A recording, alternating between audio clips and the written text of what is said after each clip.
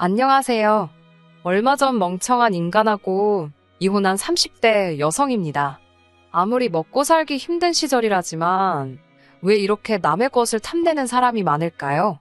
떡 줄 사람은 생각도 없는데 김칫국부터 마신다더니 저희 신우가 딱 그 짝이네요. 남편과는 몇 년 전 아버지 회사에서 처음 만났습니다.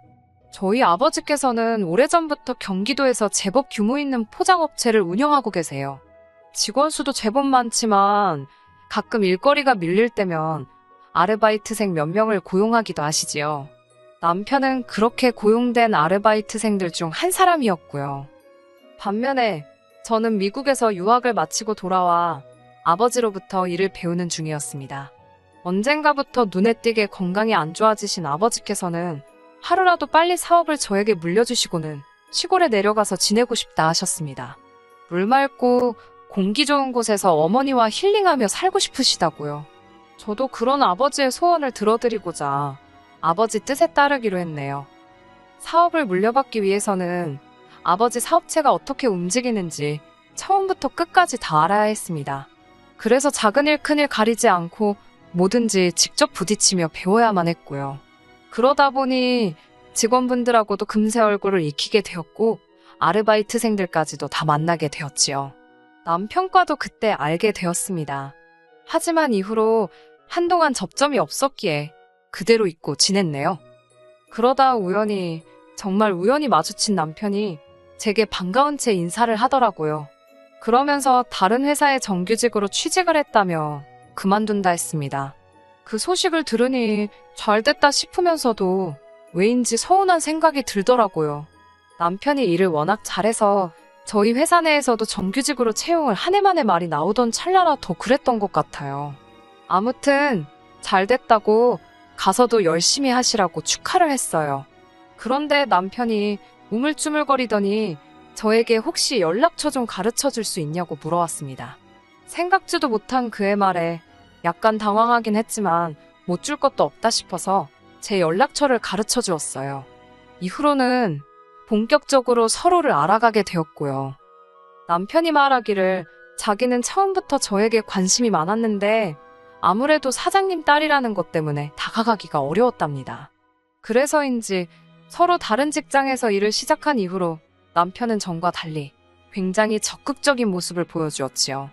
예상치 못한 남편의 모습이 당황스럽긴 했지만 싫지만은 않았습니다. 이후로 저희는 어느 다른 연인들과 다름없이 울고 웃으며 연애를 했고 자연스레 부부의 영까지 맺게 되었지요. 누군가 그러더군요. 결혼을 할 때는 상대의 좋은 점 10가지보다는 싫은 점 1가지를 내가 버틸 수 있겠는지 그걸 생각해야 된다고요. 남편의 프로포즈에 답하기 전 며칠 동안 곰곰이 남편에 대해서 내가 견디지 못할 게 뭐가 있을지 고민했지만 아무것도 떠올리지 못했습니다. 그 정도로 전 이 결혼에 확신을 가지고 있었어요. 저는 살면서 아이를 낳지 않겠다는 생각은 단 한 번도 해본 적이 없습니다. 부모님에게 받은 사랑을 내 아이에게도 돌려주는 것, 그게 당연하다고 생각했고 꼭 그렇게 하고 싶었어요. 남편과 저를 닮은 아들, 딸 하나씩을 낳아 엄마가 되는 기쁨을 꼭 누려보고 싶었달까요? 그래서 창피한 줄도 모르고 친구들에게도 나는 못해도 32살이 되기 전에 최소한 2명은 낳아 키울 거라고 떠들고 다녔지요. 그리고 제 입으로 말하기는 뭐하지만 어차피 아버지 회사를 물려받으면 대표가 전데 뭐가 겁나겠어요? 제가 임신을 했다고, 출산을 한다고 누가 저를 자를 수나 있나요? 경력이라든가 금전적인 부분에 있어서는 전혀 문제될 것이 없는 상황이었습니다. 이런 이야기를 결혼 전에 했을 때는 그래 그러자고 대답하던 남편이었지만 막상 결혼식을 올리고 나니 입장을 바꾸더라고요. 처음에는 분명히 아이를 갖는데 동의해놓고 날이 갈수록 천천히 갖자, 시간은 많다 그러더니 나중에는 꼭 가져야겠냐, 급기야는 생뚱맞게 한다는 소리가 둘이서도 이렇게 재밌고 즐거운데 아이를 낳기 싫답니다. 아이가 생길까봐 무서워서 잠자리도 못하겠다 하더군요. 그러면서 한다는 말이 평생 지금처럼 둘이 유유자적하며 적당히 벌어서 적당히 쓰고 살면 좋겠답니다. 하지만 제 입장에선 가정을 이룬다는 건 남자와 여자가 만나 부부가 되고 둘 사이에 자식을 낳고 알콩달콩 사는 거라 생각했기에 둘이서 잘 먹고 잘 살자는 남편의 말이 곱게 들리지 않았지요. 그러자 남편은 또다시 자신의 지난 과거를 들먹였습니다. 결혼식을 며칠 앞두고 남편과 그동안 결혼 준비하면서 쌓였던 스트레스, 여기 전부 다 털고 가자며 술을 한잔했던 밤이었어요. 그날따라 많이 취했던 남편이 묻지도 않은 이야기를 술술 털어놓더군요. 그리고 그 이야기에는 충격적인 사실이 숨어 있었습니다. 암으로 오랫동안 고통받다 돌아가신 줄로만 알았던 어머님께선 사실 암으로 돌아가신 게 아니라 아버님 때문에 도망치셨답니다. 그리고 이 사실을 남편도 성인이 되고 나서야 알았다네요. 신우를 포함한 모든 사람이 어머님은 아파서 돌아가셨다 했는데 남편이 대학을 졸업하던 시기에 어머님께서 남편을 찾아오셨더랍니다.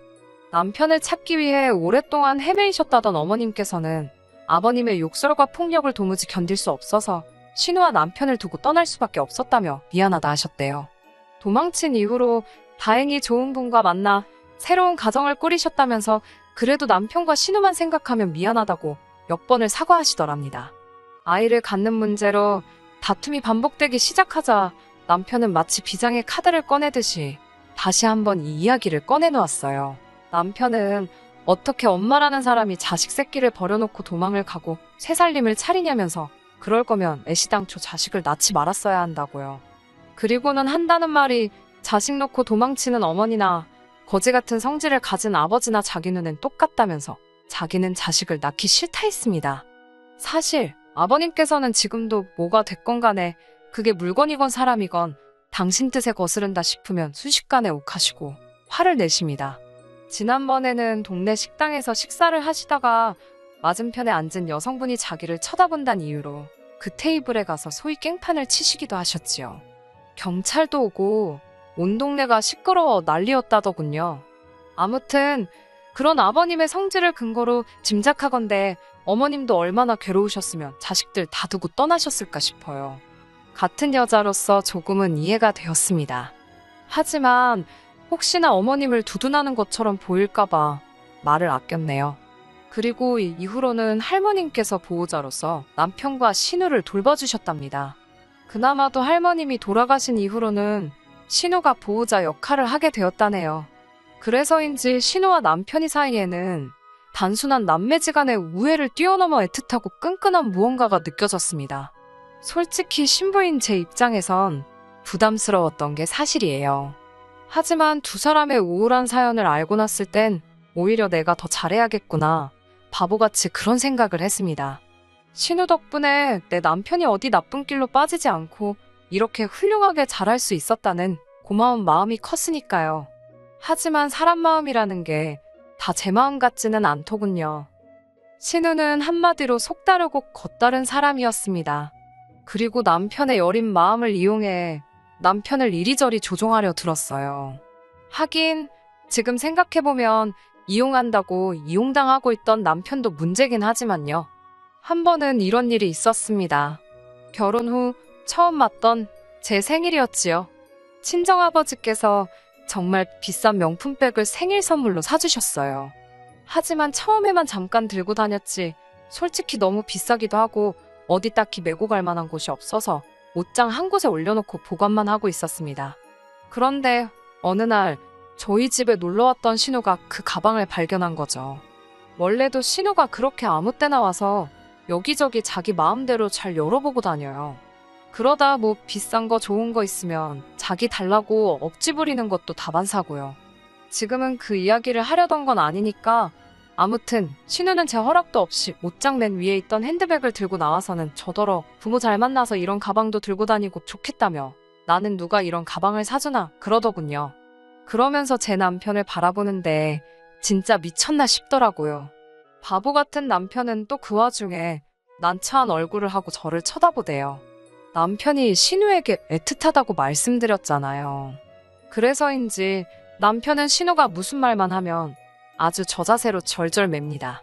만약에 남편 반응이 자기가 원하던 반응하고 다르면 그때부터는 자기가 얼마나 희생을 해서 제 남편을 돌보고 키웠는지 별의별 이야기를 다 하면서 남편으로 하여금 죄책감을 느끼게 만들더라고요. 솔직히 남의 자식을 걷어다 먹여도 저 정도로 생색은 안 내겠다 싶을 정도로 우려먹습니다. 사골이었으면 진작에 맹물 맛이 났을 거예요. 사실 신우가 억지를 부려도 내 남편 키워준 값이다 생각하고 가격대가 너무 지나치지만 않으면 제가 사주는 경우가 다반사입니다.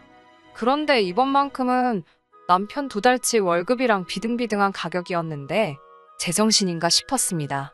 자기 남편 두고 왜 여기 와서 저러나 싶었지요. 결국 제가 나서서 신우에게 이 가방 살려면 이 사람 2달 동안 숨만 쉬고 돈 벌어야 된다고 뼈있는 농담으로 상황을 정리했네요. 그런 신우가 작년에 임신을 했습니다. 그동안 자기는 딩크라며 너희도 애 갖지 말라고 그러던 양반이 임신을 했다는데 실망은커녕 좋아 죽으려고 그러더라고요. 아무래도 노산이다 보니까 별 기대가 없었던 상황이었고 다른 사람들한테 이래저래 설명하기 귀찮으니까 그냥 딩크라고 했었나 보다 싶었어요. 사실 신우가 딩크 타령할 때마다 남편이 점점 더 아이를 안 갖는 쪽으로 확실히 마음을 정하는 것 같아서 조바심도 나고 신우가 믿고 원망스러웠는데 시조카가 태어나면 달라지지 않을까 싶어서 기대가 컸네요. 하지만 어찌된 일인지 아이를 키우는 신우는 전보다 더 강력하게 저희 부부더러 아이를 갖지 말라 했습니다. 도대체 이유가 뭐냐고 물으면 귀찮다는 말 말고는 그다지 그럴듯한 설명도 못하면서 말이에요. 도무지 이해할 수가 없었지요. 시조카임에도 불구하고 제 눈에도 너무 예쁘고 사랑스러운 아이를 키우면서 왜 우리한테는 애를 갖지 말라는 건지 그 이유를 알게 된 건 올해 봄에 있었던 사건 때문입니다. 올해 봄 아버지께서는 중대한 결심을 내리셨다며 저희 부부를 집으로 부르셨습니다. 직감적으로 사업 이야기를 하시려는 모양이다 싶었지요. 대표직을 물려받기 전에 둘 중 하나이라도 먼저 낳고 싶었는데 머릿속이 복잡했습니다. 역시나 제가 예상했던 대로 아버지께서는 회사 일에서 손을 떼시겠다며 저에게 한 달 후부터 본격적으로 수순을 밟아나가자 하셨습니다. 그런데 그 자리에서 남편이 갑자기 그래도 사업이라는 게 대표가 여자면 주변에서 깔보고 그럴 수도 있지 않겠냐며 자기를 바지사장처럼 앉히시고 실질적인 일은 제가 하게 하는 게 어떻겠냐입니다. 한 번도 저와 그런 이야기를 상의한 적도 없는데 바지사장이건 뭐건 자기한테 대표라는 타이틀을 달라니 남편의 어이없는 자기 PR에 정말 깜짝 놀랐네요. 저희 아버지께선 당신 사위가 야신가인 줄은 꿈에도 몰랐다며 너털웃음을 보이셨지만 이내 거절하셨습니다. 이 사업은 당신 딸 거니까 설령 제가 남편을 바지사장에 앉히더라도 제가 판단할 일이지 아버지는 개입하지 않으실 거라고요. 남편은 뭐라고 한마디라도 더 하고 싶은 눈치였지만 결국 아버지의 말씀에 반박하지 못하더군요. 그날 집으로 돌아와 남편에게 왜 그런 이야기를 했냐고 물으니 남편이 쭈뼛거리면서 신우가 한번 물어보라 했답니다. 황당하더라고요. 물어보랜다고 물어보는 남편이나 신우는 자기가 뭔데 그런 걸 물어보라고 하나. 찜찜했지만 따지고 들자니 남편이 그러지 말라고 하도 애걸복걸을 해서 눌러 참고 있었습니다. 그리고 얼마 지나지 않아 신우 딸의 돌이었어요. 그래도 제가 외숙모인데 금반지 하나로 달랑 끝내기 뭐해서 금반지하고 백화점 명품 매장에 들려 요새 인기라는 여자아이용 원피스도 한 벌 샀습니다. 그렇게 돌잔치에 도착했는데 신우가 제 손에 들린 쇼핑백을 보더니 뭐 이런 비싼 걸 사왔냐면서 저더러 돈 좀 아껴 쓰랍니다. 저는 처음에 미안해서 하는 말인 줄 알았어요. 그런데 옆에 있던 신우 남편이란 작자가 헛소리를 짓거리더군요. 이거 우리 딸이 산 거나 마찬가지랍니다. 제가 무슨 말이냐고 하니까 처남이랑 처남댁이랑은 애 안 갖기로 한 거 아니냐며 그럼 처남 죽고 처남댁도 죽으면 그 재산은 다 우리 딸이 받을 거 아니냐고 그러니까 이건 우리 딸이 미리 땡겨서 쇼핑했다 뭐 그런 뜻이랍니다. 얼마나 어이가 없던지 돌잔치 축하해주러 갔다가 뒤통수 한 대 씌게 얻어맞은 것 마냥 얼얼하던데요. 제가 순간 표정 관리를 못했는지 신우가 수습을 한답시고 농담이라며 다른 이야기를 꺼내는데 말이라는 게 주워 담을 수 없는 거잖아요. 너무 찜찜하고 기분이 나빠서 남편도 남겨놓고 먼저 집으로 왔습니다. 제가 사라진 걸 알아챘는지 남편으로부터 몇 번 전화가 걸려왔지만 받지 않았네요. 몇 시간 뒤 남편이 집에 돌아왔고 제 눈치를 살피더군요. 저는 남편한테 우리도 아이를 갖자고 했습니다. 신우도 저렇게 애 낳고 행복해하는 거 보라고 당신은 정말 애 안 갖고 싶냐고요. 그러자 남편이 한다는 말이 한 집에 애가 하나만 있으면 되지 몇 명이나 뭐가 필요하냐입니다. 제가 신혼의 애는 조카고 나는 우리 애를 갖자는 거라고 조카는 조카지 조카가 어떻게 우리 애를 대신하냐고 따지니까 남편이 저한테 한다는 소리가 자기한테는 누나가 어머니나 마찬가지라며 자기는 그 은혜를 조카에게 사랑을 주는 걸로 갚고 싶답니다. 괜히 우리 사이에 아이가 생기면 조카가 서운한 일도 생기지 않겠냐면서 한 명만 잘 키우면 좋지 않을까? 그러는데 진짜 이건 뭐한데 패버릴 수도 없고 어처구니가 없더라고요. 말 같지도 않은 남편의 말에 그럴 거면 이쯤에서 서로 갈 길 가자고 했습니다. 나는 아이를 갖고 싶고 나의 온전한 가정을 꾸리고 싶은데 당신은 신우로부터 정신적으로 독립을 못한 것 같으니 우린 갈 길이 다른 것 같다고요. 그러자 남편이란 자식이 뭐라는 줄 아세요? 안 된답니다. 저희가 이혼하면 신우가 얼마나 실망하겠냐고요. 저랑 결혼하면서 신우가 동생 키운 보람이 있다고 어디서 제대로 된 여자를 데려왔다고 얼마나 칭찬해줬는 줄 아냐면서 순간 돌잔치에서 신우 남편이 했던 말이 생각났어요. 저는 아무렇지도 않다는 듯 그러냐고 그럼 알겠다고 이혼은 하지 말자 했습니다. 금세 남편 얼굴에 화색이 도는 걸 보고는 제가 대신 아버지 사업은 제 사촌동생에게 넘기겠다고 했습니다. 그러자 남편이 그걸 왜 넘기냐입니다. 그래서 당장 나나 당신한테 무슨 일이라도 생기면 우리 아버지 사업이며 내 재산이며 죄다 엄한 집구석 좋은 일 시키게 생겼는데 그 꼴은 못 본다 했어요. 그러자 남편은 대번에 신은혜가 왜 엄한 집구석이냐면서 밑도 끝도 없이 제 사촌보다 자기 누나가 낫다는 거예요. 그러면서 그렇게 걱정이 되면 양쪽 집에 반반씩 주는 걸로 해두자입니다. 반은 제 사촌동생, 나머지 반은 신우나 시조카한테요. 이렇게 뻔뻔한 남자였나? 뻔뻔한 건가 멍청한 건가? 염치가 없는 건가? 별의별 생각이 다 들던걸요. 제가 목구멍 밖으로 튀어나오려는 욕들을 억누르며 간신히 한마디 했습니다. 미친 거 아니냐고요. 우리 아버지가 평생 일군 사업에 왜 니네 누나 숟가락을 얹으려고 하냐니까. 자기 누나가 없었으면 자기도 여기 없답니다. 기가 막히고 진짜 코가 막히더라고요. 더는 남편하고 말 한마디도 섞고 싶지 않아서 야 가라 가 네 누나한테로 가라고 했네요. 다시는 연락하지 말라고 변호사 사서 이혼 서류 보낼 테니까 그런 줄 알라고 했습니다. 진짜 호의가 계속되면 혹은 줄 안다더니 그 말이 딱이더라고요. 이후로 뭐 난리도 아니었지요. 신우한테 전화와, 신우 남편한테도 전화와, 심지어 아버님한테도 전화오고. 남편은 저희 친정 앞으로 찾아오다가 저희 아버지랑 마주치는 바람에 진짜 뒤지게 얻어맞을 뻔한 거 뒤따라오던 경비 아저씨 덕분에 살았다 하더군요. 사연 많고 가진 거 없는 남자여도 내가 지 사랑하고 지가 나 사랑하면 그것만으로 충분했는데 왜 나를 통해서 효도를 하려고 한 건지 생각할수록 열불이 납니다. 남편에게는 제가 유일한 동아줄이었는데 말이에요. 동아줄 잡고 잘 올라갈 생각이나 하지 원래 욕심이 크면 화를 부르는 법 아니겠어요? 이후로 남편의 소식은 모릅니다. 신우한테 뒤지게 욕이나 먹었겠지요. 그 나이 먹고 누나한테 왜 찍소리도 못하고 사는지 평생 지 누나랑 조카나 뒷바라지 하게 생겼네요. 꼴 좋다 멍청아. 끝까지 들어주셔서 감사합니다. 오늘의 사연은 여기까지입니다.